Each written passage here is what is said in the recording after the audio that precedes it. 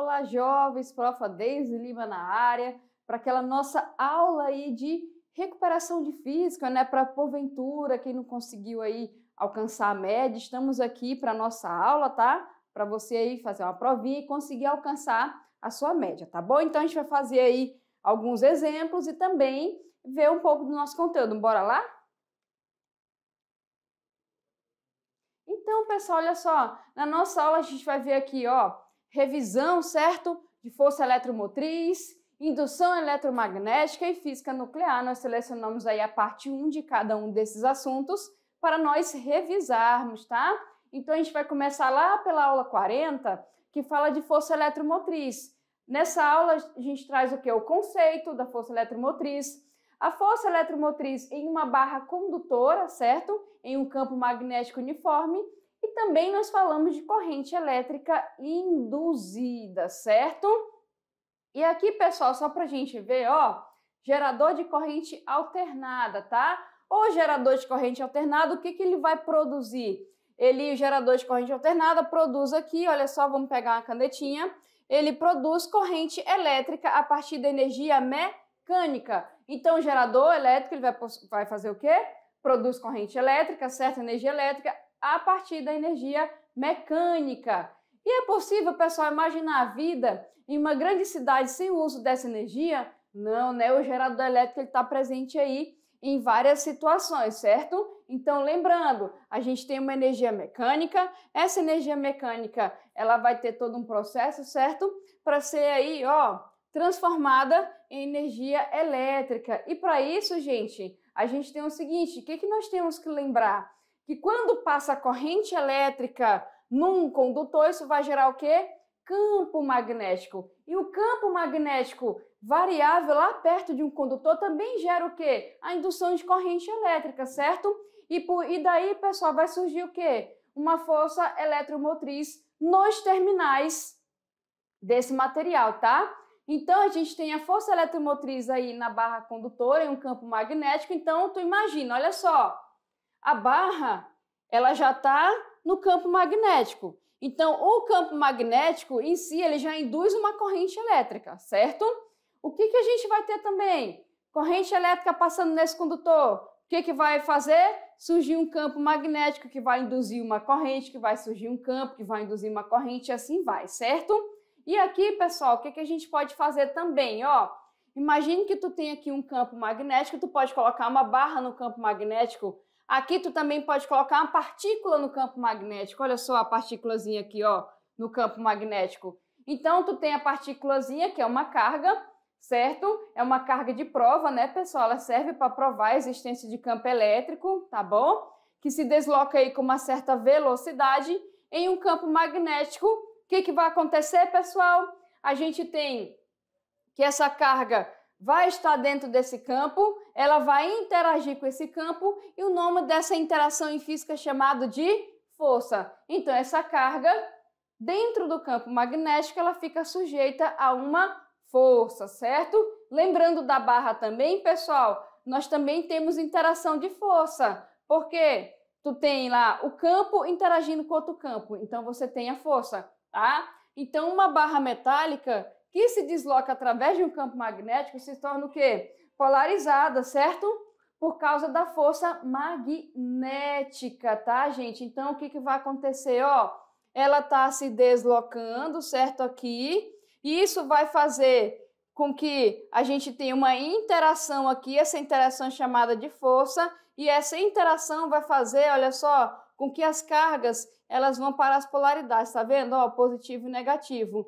Certo? Então, aqui a gente tem o quê? O surgimento de uma força eletromotriz que é induzida por causa da separação dessas cargas aí, tá certo? Então, a barra em movimento serve como acumulador de energia para portadores de carga, como uma pilha, por exemplo, tá bom?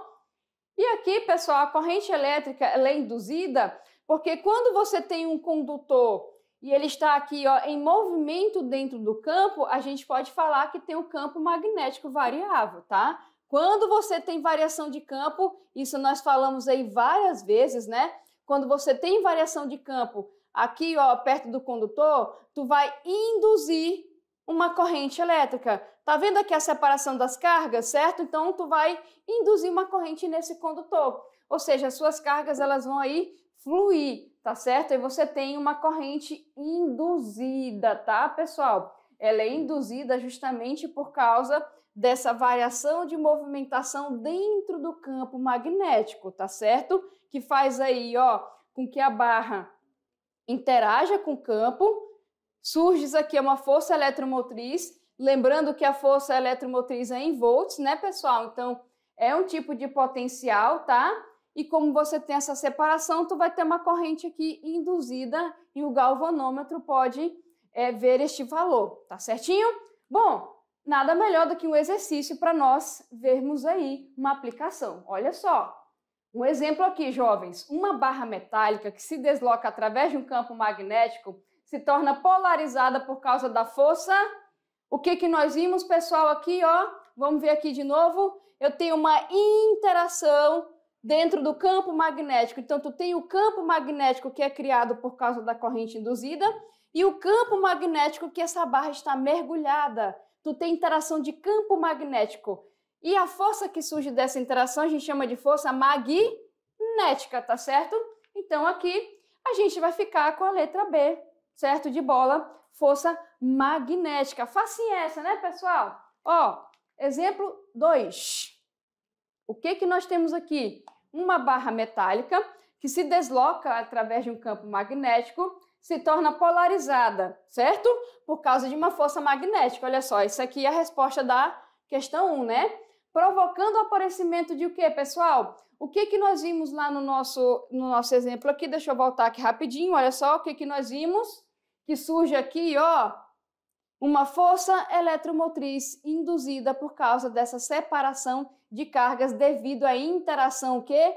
Magnética, né, pessoal? Então, é uma força eletromotriz aí que vai surgir, certo? Deixa eu voltar aqui na questão. Pronto.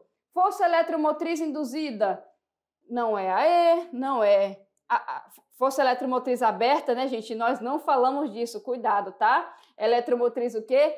Induzida, letra C de certo. Belezinha? Fechado? Agora vamos falar um pouquinho sobre indução eletromagnética e falar um pouco da lei de Faraday, tá, pessoal? Bom, a indução eletromagnética, como nós estamos vendo da questão da corrente induzida, é um fenômeno relacionado ao aparecimento de uma corrente elétrica em um condutor imerso em campo magnético, certo? Quando ocorre fluxo aí de variação da corrente que atravessa, né, gente? Então, quando ocorre, na verdade, aqui tanto a variação do fluxo magnético que atravessa, quanto a questão da corrente também, a gente pode ver aqui, ó, a gente vai ter uma corrente induzida. Então, tá aqui, ó, uma pilha. Se tu fechar os terminais, a corrente ela vai circular, certo? Aqui. Essa corrente no condutor gera o quê? Campo magnético, certo? Esse campo magnético aqui, se ele for variável, ele vai induzir uma corrente nesse cara aqui e a gente pode ver através de um galvanômetro, tá, pessoal? Então, a versão mais difundida da lei de Faraday afirma o seguinte: a força eletromotriz induzida em qualquer circuito fechado é igual ao negativo da variação do fluxo magnético com o tempo na área delimitada pelo circuito. Como assim, professora? Na área? Olha só, esse desenho aqui mostra o seguinte, ó. Tá aqui um ímã, bonitinho. A gente sabe que tem campo magnético aqui, concordam comigo? Se você pegar esse ímã e ficar movimentando, pessoal, tu vai induzir o aparecimento de uma corrente aqui.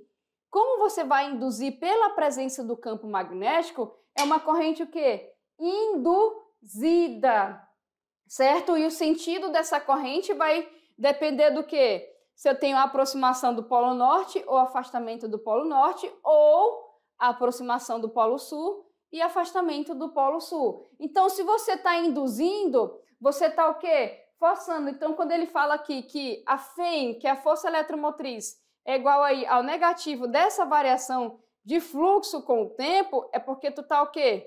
Induzido. Então, essa daqui a gente pode definir a formulazinha em matemática, tá? E aqui a gente pode ver o galvanômetro para medir essa corrente. Por que galvanômetro, jovem? Porque é uma corrente baixa, tá, pessoal? Belezinha? E aqui, ó, a variação, pessoal, dessa corrente induzida, ela pode ser dada de algumas formas. Aqui no desenho anterior, o que nós vimos? Campo.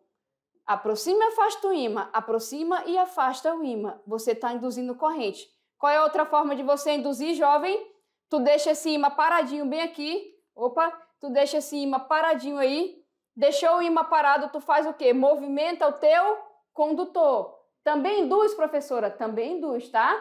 Outra forma é variar a área. Então, imagine que você deixa isso aqui numa certa angulação. Imagine que você diminua isso daqui ou que você incline esse material, certo?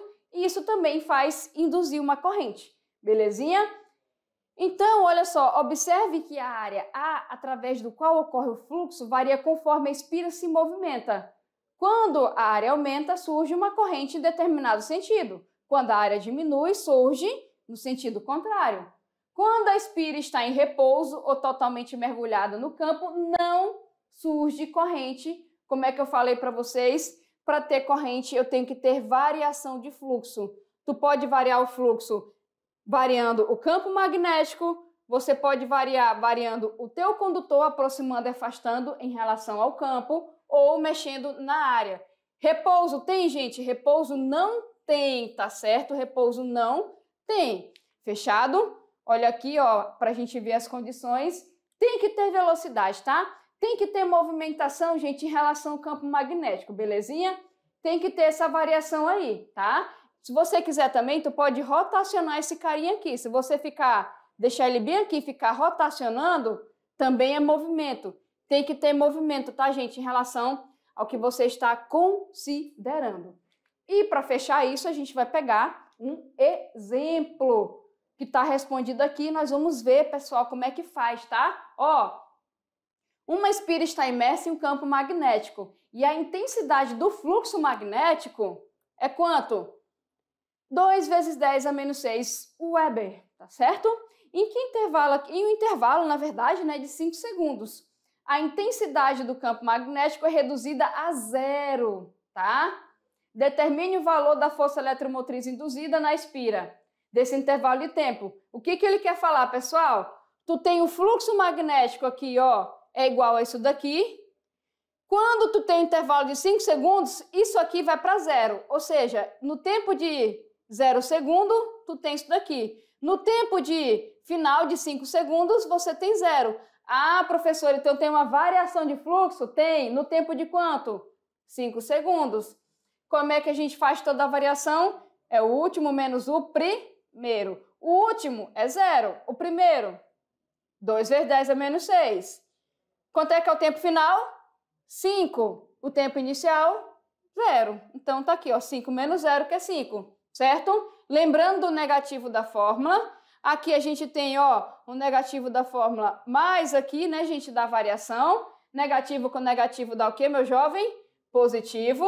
Então, é este valor dividido para 5. Dividiu o valor para 5, conservou a base de 10 expoente, pronto, andou uma casinha para direita, vai negativo, tu tinha menos 6, fica menos 7. Olha só, pessoal, força eletromotriz induzida de 4 vezes 10 a menos 7. Ou seja, quando o teu fluxo diminui, a tua eletromotriz dá positiva. Quando ele aumenta, vai dar negativa. Fechado? Belezinha? Mais um exemplozinho chegando aqui, ó. Uma espira quadrada de lado 20 centímetros é imersa em um campo magnético uniforme, de intensidade aí de 2 Tesla. Qual, gente, o fluxo de indução nessa espira em cada um dos casos? Paralelo, gente, quando a espira está paralela, o que é paralelo? Paralelo é mesma direção. O que é mesma direção? É direção à reta normal, certo? Que é um ângulo de 90. Ah, mas o cosseno de 90 é 0. Ou seja, quando ela está paralelo, quanto é que vale o fluxo? Nulo, gente. Quando está paralelo, falou paralelo, você nem precisa calcular, certo? Porque o cosseno do ângulo vai dar 0. 0 vezes isso tudo aqui é 0. Então, toda vez que é paralelo, o fluxo vale quanto? 0. Pronto, essa aí já se foi. Vamos ver a outra alternativa aqui, letra B. A letra B, ele fala que o plano da espira é perpendicular às linhas de indução. Agora sim, gente, perpendicular é quando ele está o quê? Formando um ângulo de 90, ó, olha aqui, ó. Perpendicular é quando a normal está formando aqui, ó. Tá aqui, tá a espira. Se a gente for ver a normal dela, ó, tá aqui a normal, tá? Ó, tá aqui a normal. Eu tinha botado um ângulozinho aqui embaixo, peraí, para ficar mais bonito esse desenho, calma aí. Pronto, tá aqui as linhas. Tá aqui a nossa espira. Tá aqui a linha normal. Pronto, aqui, ó. Tá aí bonitinho, certo? Beleza? Então, aqui a gente tem o quê? 0 ou 1. Toda vez que o ângulo é 0 ou 1, certo? Quando o ângulo é 0, no caso, o cosseno vai dar quanto? 1. É que eu estou vendo 1 aqui, né? Já estou falando a resposta. Ou seja, perpendicular nesse caso aqui, a normal vai estar, ó, formando um ângulo de 0, certo? Então, aqui vai dar quanto? 2 do campo, 0,04 da área da nossa espira, né, gente? Porque ela é retangular, ela tem 20 centímetros de lado, tá? Então, ela tem 400 centímetros quadrados transformados, né? Vezes 1. Multiplica isso todo mundo aqui. Pronto, tá aqui o teu fluxo e aqui eu coloquei para vocês, ó, a área, né, gente, que é lado vezes lado, tá certo? Em metros, tá, gente? Não esqueçam. Belezinha? Fechado? E pra gente fechar aqui, ó, a gente já foi aqui, ó, na letra A, paralelo, certo? O que que é o paralelo? Tá aqui a linha de campo, certo? Tá aqui a nossa espira, tá aqui a nossa espira paralela, aqui, quadradinha. A normal a ela fica sempre na superfície. Então, ó, aí a gente viu aqui, ó, perpendicular, tá aqui, ela tá perpendicular, né, gente, a nossa espira. A normal dela sempre fica na parte de cima. Agora, o nosso último caso é quando forma um ângulo de 60. Você vai usar a mesma fórmula anteriormente, mas dessa vez tu vai colocar o cosseno de 60, tá certo? Então, fica 2 do campo, 0,04 da área, e o cosseno de 60, que é 0,5. Então, você vai pegar o 0,08 e multiplicar por 0,5, que é o quê? Meio, metade. Logo, vai dar metade da questão anterior, 0,04 Weber. Fechado, pessoal? Belezinha? E nós falamos mais também o que? De força nuclear, certo? E força nuclear, núcleo atômico, radioatividade, né, gente? Decaimento radioativo, fissão e fusão, certo? E aí falamos também de alguns acidentes. Lembrando que a física nuclear, como nós vimos na nossa unidade, estuda as propriedades, né, interações dos núcleos atômicos, tá certo? E estuda também os mecanismos básicos das reações nucleares com nêutrons e outros núcleos, tá? E a força nuclear fraca, a gente tem a fraca, né, gente? A fraca, ela vem aí estudar a questão da produção do decaimento, né, gente? Que o elétron é emitido do núcleo, tá? Toda vez que tu tem emissão de elétron pelo núcleo, é a força nuclear fraca que estuda. E a forte, ela vem estudar o quê? Ela é responsável por manter as partículas do núcleo unidas. É por isso que é forte, né? Unidas, mesmo que tenham as cargas elétricas o quê? Iguais. Que a gente sabe que igual se repele, né? A nuclear forte, ela tenta manter essa união aí, tá bom? E o núcleo atômico, gente, é constituído por prótons, que possuem carga elétrica positiva, os nêutrons, que possuem ambas as cargas, sendo que o valor da carga é nula, certo? Ok? E cada próton do núcleo tenta afastar outro próton, devido à repulsão elétrica, só não faz isso por causa da força de atração, né, gente, entre os nêutrons e os prótons aí, tá? E com isso, parcialmente contrabalanceando a repulsão elétrica próton-próton por causa do nêutron, tá? Falando de radioatividade, a gente tem a natural, que é aquela que se manifesta em elementos, né, gente, radioativos e nos isótopos que se encontram na natureza, tá bom? E polui o meio ambiente. E tem aquela artificial, que é induzida, né? Que é aquela que é provocada aí por transformações nucleares artificiais, tá?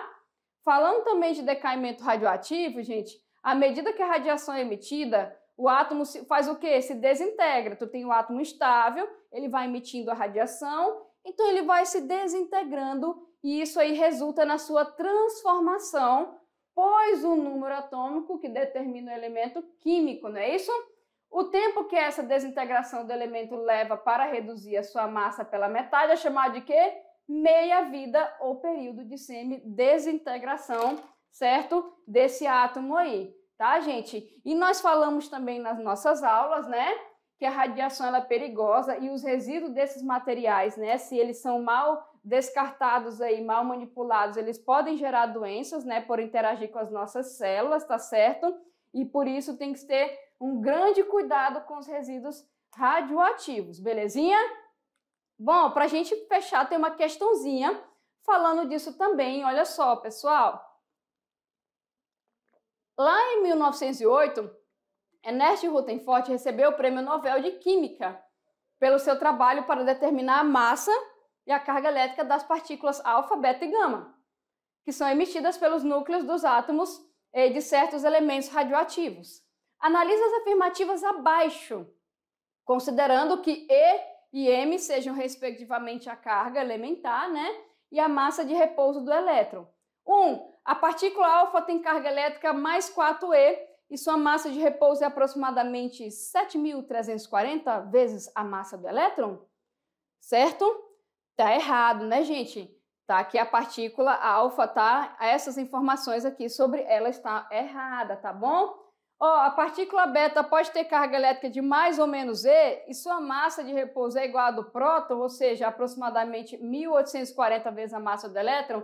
Não, tá, pessoal? Não é, belezinha? 3. A partícula gama é um fóton de radiação eletromagnética? Beleza.